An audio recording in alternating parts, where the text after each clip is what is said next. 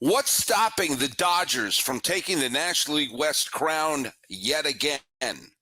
There are multiple reasons to doubt a repeat division crown in Los Angeles, and we'll tell you why. This is a Locked On MLB NL West preview. You are Locked On MLB, your daily MLB podcast, part of the Locked On Podcast Network, your team every day.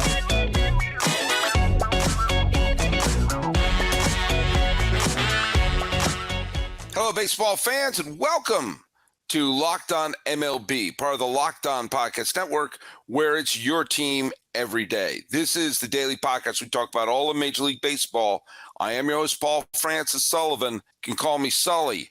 I am an Emmy-nominated television producer who has been hosting a daily baseball podcast for well over a decade, and I'm starting my 5th season here at the Locked On Podcast Network. Follow us at Locked On MLB Pods on Twitter and Instagram. I'm your pal Sully, Sully Baseball on Twitter, Sully Baseball Podcast on Instagram. And welcome to a special Locked On MLB where we preview the National League West.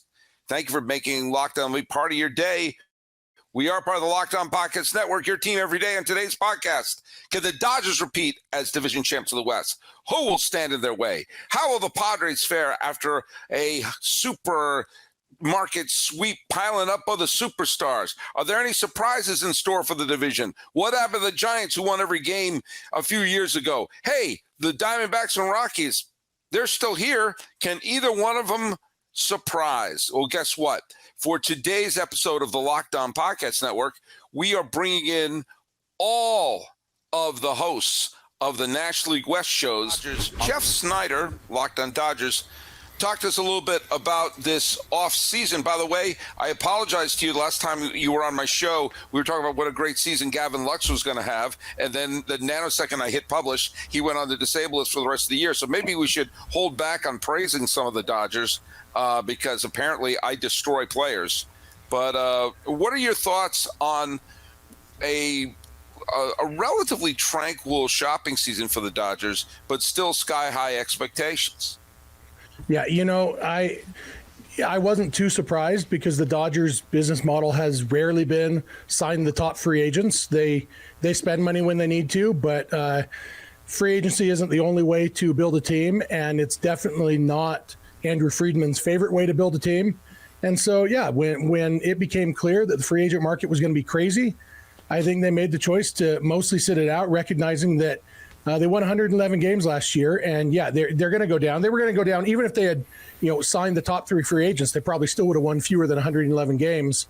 I hope your mom liked that, fewer instead of less. But they were probably going to drop anyway, and yeah, I mean, chances are the Dodgers are going to be at least 10 games worse than they were last year, but they're still going to have a really good team because you still have a base of Freddie Freeman and Mookie Betts and Will Smith. And, when we talked about this a couple of weeks ago, we talked about Gavin Lux. Obviously, he's not there, but Max Muncy will probably be better than he was last year. JD Martinez should be at least as good as Justin Turner was. And, I mean, really, it's Trey Turner. The loss of Trey Turner is the big loss. And, yeah, it's not ideal, but it's okay. And I think the Dodgers are going to be a pretty good team, and I'm actually pretty excited that the division should be more competitive this year. When you take a look at 4 of the last 5 full seasons, meaning the 162-game season, not counting the COVID year, on 4 of the last 5 years, the Dodgers have won 100 games or more in each one of the years. Actually, 104 games or more each one of those years. The low water mark was the 2017 team with 104 wins of that bunch. The 1 year, the 2 years in that bunch, they didn't win 100 games. It was obviously the COVID season, which that was 2020. They did okay in the postseason. And they only won the on pace for 116 wins that during the regular season. They had the highest win percentage. Then the 2018 year with 92 wins, that was the year they wound up going to the World Series. And they. Why would you bring up 2018 with Paul here? Well, look at eons ago. Neck and neck with the Dodgers in the last game of the season for the Rockies. Boy, howdy. But I want to thank the great director John Huston for showing up here. That was a nice up-to-date reference for the octogenarians. Yeah, we've got our silly old man reference out of the way here for the episode. Well, how could it be more old man than the crusty fisherman who just showed up there, ironically in the Rockies, where there's not a lot of fishermen. They're just not biting here on the All right, we'll talk about a potential challenger for Los Angeles. We're going to move on over to the San Diego Padres. And as someone who grew up a huge Red Sox fan, I got to say, it's just not fair when you see small market teams like the Cubs and the Red Sox losing all their players to the big bullies in town. The Padres just constantly buy their players and buy their titles. This is a year that the Padres have not made it subtle that a wild card berth is not enough this year, and they're hoping that Bob Melvin could be the Dusty Baker of this year, of the manager who has done everything but win a World Series title with multiple teams. And now he's surrounded them. He's the opposite of the A's, where they kept taking away his stars. Now, Xander Bogaerts is what? The number 3 best player on the team right now? I mean, this is extraordinary that the Padres have become one of the glamour franchises, something we have not seen since Gary Coleman starred in the film The Kid from Left Field back in 1980. Javier Reyes, tell me a little bit about, well, is this a dynasty, and will the Padres win 4 titles in a row? Here's the thing, Sully. Here's the thing. There's been a lot of talk this offseason about the Padres. You had Jeff the Snydog talk a little bit too much before, and Pepio and all these guys. Oh, we just lost our best player. It's no big deal. Well, I think it is a big deal, folks, because I think, give me 1 second so I could pull up my data here. Yeah. And you can enter the Matrix, apparently. Yes. Look, it was an amazing offseason for the Padres. Xander Bogaerts being the leading person of that. You know what I mean? But I think that they also did enough kind of like under the radar moves. I think that Nelson Cruz and Matt Carpenter and Robert Suarez were some, the extension they gave him, I think were some really good moves. And I think that they can hopefully compete if everything goes the right way. The Pods did make a big statement, and that was, we're not going to just, sit back. We're not going to take it easy. Coming off of a playoff win against the Dodgers and then also against the Mets as well. I think that there's a lot of teams that they would typically sit back and be like, all right, let's grow the farm and whatnot and try and get some, tertiary players, go out and sign some okay outfielders and whatnot. Maybe like some people that the Giants signed, like a Michael Conforto type. But instead they went out and got Bogaerts, which I think was a big statement to say that they're not leaving and they could make a move at any time of the day. I imagine that AJ Preller, it's been way too long since he's traded a really highly regarded prospect. So we're probably due for that at some point this season, for better or worse. And I think that, while I talk a big game, there's still a lot of questions, though, with this team. And mainly, there's going to be a lot of players playing different positions. How is Fernando Tatis Jr., who's right here in my bobblehead, how is he going to come back from injury? Just all the new faces, I guess, or at least new positions for a lot of these guys is going to be really interesting to follow. Let me bring up 2 things here. First of all, it's interesting you said that Bogaerts was the big addition that they made, but I actually think in some ways the biggest move they made for the culture of the team was signing Machado to the long-term deal, because that was his opting out would have hung over this team for the whole season. Is he going to opt out? Is he going to go? Is he going to go? And the Padres just said, no, he's here. We're going to stick around. He's going to be on this club. Hey, the NCAA tournament is heating up. We're going to have the NBA playoffs soon. We're going to have Stanley Cup playoffs soon. This is one of the best times to be a sports watcher and to be putting some money down. There's no better place to get into the action than FanDuel, America's #1 sports book. That's because right now FanDuel is giving new customers a no-sweat first bet up to $1,000. That's $1,000 back in bonus bets if the first bet doesn't win. Just go to FanDuel.com/lockedon and sign up today to claim your no-sweat first bet. Then you can wager on anything from the money line to point spreads to which team will be cutting down the nets. It's all in an app that's safe and secure and super easy to use. So don't miss out on your chance for a no-sweat first bet up to $1,000 when you join FanDuel today. Just go to FanDuel.com/lockedon to sign up. Make every moment more with FanDuel.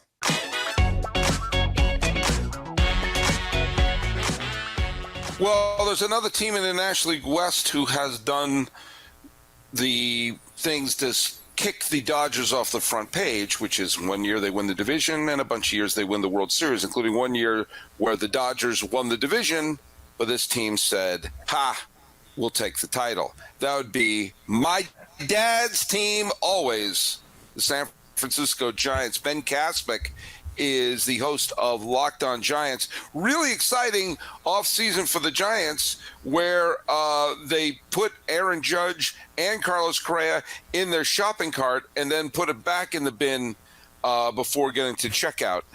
Tell me your thoughts on the Giants, who I don't think were as good as the 107-win team of a couple of years ago, but I also don't think were as bad as the 81-81 team that they were last year.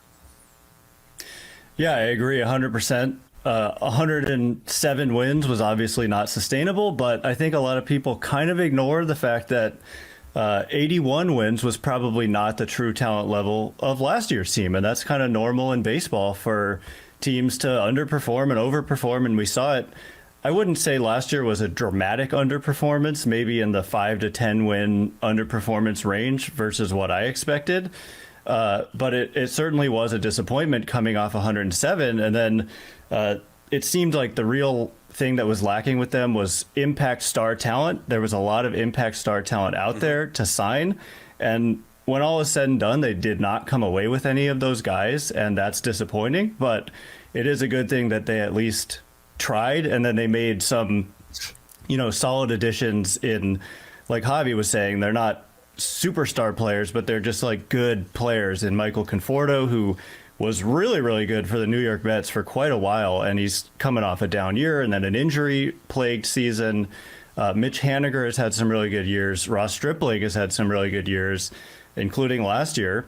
And Sean Manaea has had some good years. And so they've got a lot of guys who bring that upside, but it really was the year, it felt like, to go get a superstar, which they obviously, it was a really weird circumstance and that they didn't come away with one, but yeah, we're just going to have to wait and see. Hopefully, I think that's the key point, is that last year, maybe the true talent was closer to mid 80s and 90 versus what we actually saw.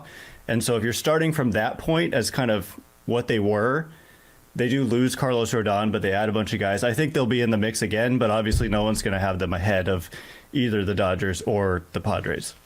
Well, one thing I think is interesting was I didn't have the Giants ahead of the Dodgers or Padres in 2021 when the Padres made a bunch of big moves and it looked like they were pushing their chips to the center of the table. The Giants are strange because I do think they're a mid-80 win team. And maybe the Giants could be that team if a superstar is on the block around July, that would be like the burst of energy that the team needs. 100%. And they showed a willingness to go out and get that guy when they got one of the best players available 2 trade deadlines ago in Chris Bryant, when they were in the race and it was a really tight race with the Dodgers. And so they were trying to gain a little bit of separation. And so they made the move to get one of the best guys out there. And you make a great point. The Phillies won 87. The Padres won only 89 last year. Those were the 2 teams in the NLCS. And then if you look at the Braves in 2021, who won the World Series, they only won 88. And so it is not a prerequisite to go deep into the playoffs and even to win the World Series, winning in the 80s, And so the Giants are in that range, and they hope to be this year's Phillies or Padres. I'm sure they hope to win the division. And obviously, like we saw in 2021, it's possible. If you've got a good team that has some upside, the ceiling is, I don't expect that to happen again, but exceeding expectations happens in this game all the time. And Yeah, I just think that if you get into the playoffs, the Phillies and the Padres will tell you that you have a shot to go deep into the playoffs and even to win a World Series. And when the Giants won their World Series in 10, 12, 14, they were never considered the best team going around. And in at least one of those years, they were an 80-something win team, I think 88. And a wild card team, and they won it all. They were the road wild card team in 2014 when they won the wild card game in Pittsburgh. Speaking of a franchise that won a World Series on a couple of arms and nothing else, Millard of Locked On Arizona Diamondbacks, you and I have talk every week, and look at Corbin Carroll. The main question about Corbin Carroll, is he better than Willie Mays and Hank Aaron, or does he just right one tiny step below them at this point? I think he already has a bust in the Hall of Fame, Sully. Yeah, I think he's already on the ballot. Yeah. Well, yeah. For those of you who don't know who we're talking about, by the way, Jeff Snyder is sending me all sorts of messages because he's such a smartass. He said, "Is he better than Jordan Luplow?" The Arizona Diamondbacks they're a team that are filled with good young players that have not gelled yet. They haven't turned the corner yet. I mean, I don't think the D-backs are winning the division this year, but listen to Ben Kaspick in his previous statements where he talked about exceeding expectations. I think that's what the D-backs are going to do this season, because unlike the coastal elites you just talked to, Sully Baseball, us Phoenicians, we have to be a little bit more fiscally responsible. We can't just go out there and buy our way to a championship. That's not what we're doing here in Arizona. That's right, Phoenicians. That's why we call us Phoenix folks, because we are building this thing homegrown, naturally, organically. We got a bunch of hipsters out here. We all like to eat vegan, and the Arizona Diamondbacks are an organic organization. We got a whole bunch of young talent, like you just named, gave Corbin Carroll big extension. Ketel Marte is still there. We got rookies in the rotation. We got young guys in the lineup. And I think the D-backs, they went to this offseason. They weren't going to break the bank, but they wanted to retool that bullpen a little bit, get some high velocity relievers in there, get some dudes that could, manufacture some strikeouts. And then we want to just build on the margins a little bit. We went over to San Fran. We plucked Evan Longoria. He already had a house here in Arizona. We added Andrew Chafin. We brought him back. The Sheriff is back in town. The D-backs are just building around the margins. This is not going to be a team that wins 90-plus games. But like Ben Kaspick said, you might only need 87, 88 games to make the postseason and maybe even make the World Series. So for the D-backs this season, I don't think they're going to win the division. I don't think they're going to be vying with the Padres and Dodgers. They're clearly better than us. But when you say we need 3 teams to faceplant in the division to get better, no, Sully, I'm already saying it. The D-backs are better than the San Francisco Giants. Look at the 2 teams on paper. Tell me what phases of the game the Giants are better in than the D-backs. I'm clearly in on the D-backs. Maybe winning 80 games. I think the D-backs will probably be a low 80-win team. I don't think they make the postseason, but once again, when September rolls around, me and you are going to be doing our Monday crossovers, and we're going to be looking at the standings and saying, wow, D-backs ahead of the Giants in the standings in the month of September and only a couple games back of a wild card. Anything is possible. That's right. Clearly, you're high on the Diamondbacks. Cool. I mean, stuff is legal out here in Arizona, so we are very high on the D-backs this season, and I don't think this is a World Series year, but if you're saying this is another year where the D-backs progress, get to that maybe 500 win mark, like I think a 500 season for the D-backs where you look up 3 weeks left in the season and could at least say, you know what, we're not out of it entirely, we're still 3 or 4 games back, and we can at least convince ourselves that maybe we can make the postseason and start building dreams of another World Series, whatever like that. I think this is just going to be a season for optimism for the D-backs and another year progression for these young players. Maybe a rough year in Colorado, although it could be the year that Chris Bryant shows that he showed up for more than just the school system, pulling a Mike Hampton. Give us some reason to watch the Rocks. Give us some reason to have some hope for the Rocks. The Rockies are going to be a better team than they were last year. I don't think you can look at the team last year and then compare it to the team on paper this year and say that this team in 2023 is going to be worse than what the Rockies were running out there for, especially a good portion of the middle part of the season. This is a team that is hopefully going to embrace some of its biggest prospects, including on the left side of the infield.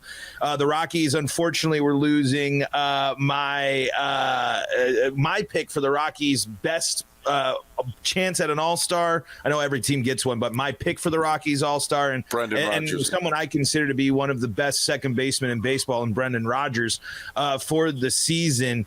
And so, that a quick pivot there, but that opens up the path for the Rockies to show off two of their biggest prospects. They finally might be giving a chance to show why they traded Nolan Arenado. Eleris Montero is on track to be the starting third baseman, hopefully, for this team, and he was the key prospect in that trade. But outside of that, I think the Rockies, I'd like to come on this, and I usually like to try to fight back and punch back at any of these teams, but I can't sit here and say that I have confidence in the Rockies escaping the basement this year of the NL West. I just simply think all the other teams are in a much better spot, have made better moves, and are better teams. But the Rockies have a retooled bullpen with some interesting options. I think that going out and getting a Suter and extending Denilson Lamet is really interesting stuff, giving the Rockies actual veteran options out of the bullpen. And they don't have to go and finish the season playing 5 games in San Francisco, and then they get to go and play 6 straight games in LA. They don't have to go up against the NL West nearly as much, which could give them a shot. But if you're looking for win totals for the Rockies, I think this is a 75 win team, probably at the best here this season in Colorado. All right, let's take a minute to talk about the Ultimate Baseball GM. My whole life, I've wanted to run my own team, and I used to do it with baseball cards and Stratomatic and video games and fantasy baseball, but nothing is easier, more fun, and more thorough than doing the Ultimate Baseball GM. And I love our new partner and the sponsor of today's episode. My team, they're the Honolulu Waves. And we're off to a rough start right now. I didn't do the best job of putting together my team, but I got players in the minor leagues who can call them up. Honolulu's going to win this. And that's the deal. You can create your own team, managing your own professional franchise for baseball, and it's a dream come true. Play as you want and whenever you want to. And now, Locked On MLB listeners get a 100% free boost to their franchise when using the promo code Locked On in the game store. The Waves need that. So make sure to check it out. To download the game, just visit probaseballgm.com, scan the code, or look it up in the App Store. That's probaseballgm.com. Ultimate Baseball GM. Start your dynasty today.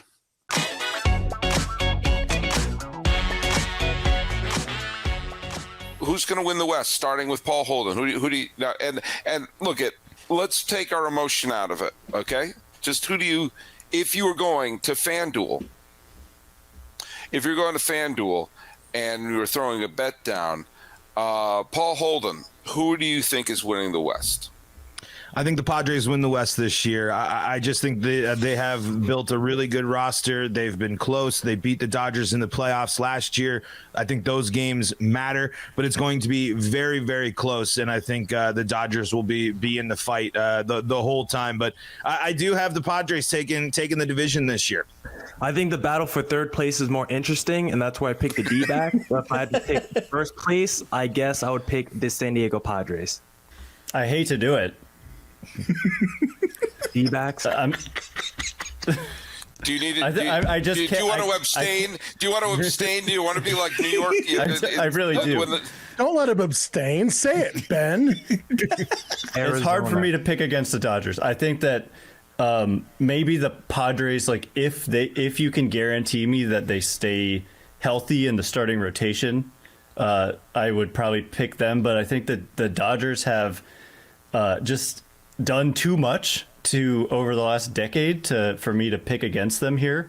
even though I think it's probably, I mean, I think that picking the Padres might be the right thing to do, but it's just hard for me to sit here and guess that the Dodgers are going to let that happen. I think I've been thinking long and hard about this. I think I might have to go with my team, the Padres. But for me, look, I've been watching sports for a while, believe it or not. Again, I know I haven't proved it all the time. I don't really know what I'm talking about. But I just think by sheer factor of them having won the division for the past however many years, that eventually that doesn't happen. And that this could be the year. Again, I already talked about how I'm like scared of Jason Hayward. I'm scared of Miguel Vargas. I'm scared of how much unknown there is on this team. I know that sounds weird, but I fear that they have a plan because they usually always do. And my big thing is that I really hope that we get like, it's been a while, but back in like 2012, there was that amazing last day of the regular season. And this never happens in baseball when there was like 9 teams. 2011 it was. And it was like it was like watching Red Zone, but for baseball, right? And I think that there's a chance that you get that with Padres Dodgers, where it's like the last series of the year, and that determines who wins the division. But it's going to be unbelievably close, and I don't feel great about picking the Padres. I don't feel like amazing about it, despite my appearance and everything I said at the beginning of the pod.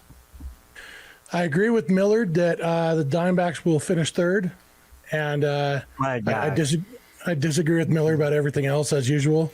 But all right, no, I do think it's going to be closer. I think it's going to be a good battle. I think ultimately the Dodgers are going to pull it out by 3 or 4 games. I don't even think it's necessarily going to come down to the last week. I think that battle for third place might come down to last weekend, and maybe Evan Longoria gets to repeat his 2011 magic from the final day of the season. But yeah, I think the Dodgers win in the division, and I think it's going to be close and it's going to be fun. And hopefully the Dodgers actually having to fight till the end of the season instead of getting to play the Rockies for the last 6 games of the season sends them into the postseason a little bit more prepared so that they don't sleep through an NLDS loss this time. Right. I never want to see 6 straight games against the Dodgers on the Rockies schedule for the rest of time, unless it is. I don't think Dodger fans do either. I think for opposite reasons, but I think we can all agree that was stupid. Yeah, I just couldn't believe that was the moment where I was like, the balance. That's where I really was in the favor of this. I don't know if balance is technically the right thing. I know that's what they're calling it, but it was just such a. I just threw my hands up, and Rockies actually played pretty good in that series. Yeah, whoever's fault the lockout was, they ruined that season. Yeah. All right, and I'm picking the Rockies to win. Chris Bryant, comeback player of the year. Lock it though. That's my other thing. See what I have here? See what I have here? It's a quarter. Heads Dodgers, tails Padres. All right, let's see it. Padres. And that's how close I think it's going to be. Hey, Ben, will you please change your vote? Because I agree with Javi. I want the lower expectations.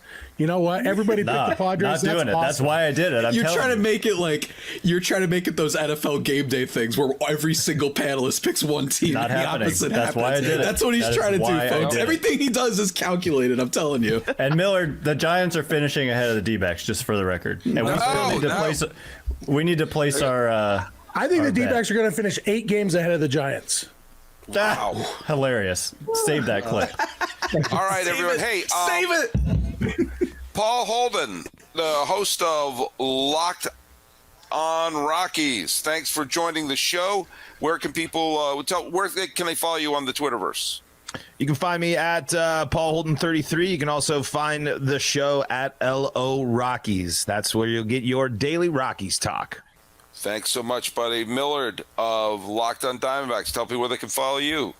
Yeah, personal Twitter account at CreativeThomas24, or just look up the show account, Locked on Diamondbacks, Twitter, Instagram, and please hit subscribe on the Locked on Diamondbacks YouTube channel. And then we go to San Francisco, where Ben Kasvik is standing by. Tell people where they can follow you. Yes, sir. At Ben Kaspic. You can see it here if you're on YouTube. And daily Giants shows all season long as they finish 8 games ahead of the D-backs. It's going to be great. Whoa, Javi Reyes using his AOL connection. Where can we follow you? You can follow me. My AOL mail is I'm kidding. JAVIIPENO for my personal Twitter at LO_Padres for the show account. And Locked On Padres on YouTube. And here's to a great season. Very exciting. And to the always humble defending champ, Jeff Snyder. Where can people follow you? Right there. Snidog, SNIDOG on Twitter. Locked On Dodgers is a show. Follow the show Locked On MLB. And thanks so much for listening to the National League West preview for the 2023 season. On behalf of Jeff Snyder, Javier Reyes, Ben Katzmick, Miller Thomas, and Paul Holden, I am your host, Paul Francis Sullivan. Please call me Sully. You are Locked On MLB. Your daily MLB podcast. Part of the Locked On Podcast Network. Your team every day.